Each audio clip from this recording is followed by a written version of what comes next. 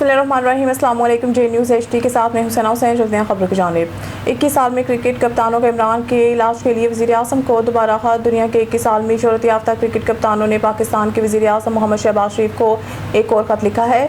ख़त में उन्होंने साबिक़ कप्तान और बानी PTI इमरान खान के तिब्बी इलाज के लिए अपनी अपील का इआदा किया।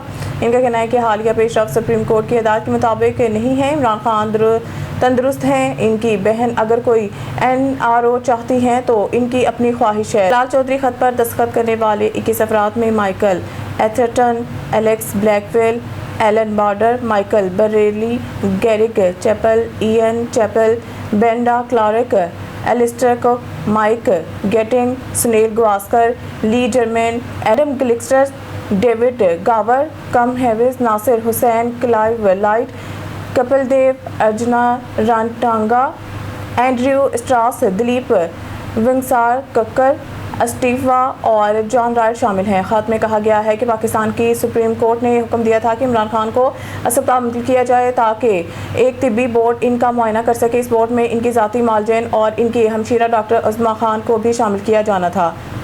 अदालत ने ख़ानदान के साथ हफ्तावार मुलाकातों का सिलसिला भी बहाल किया था।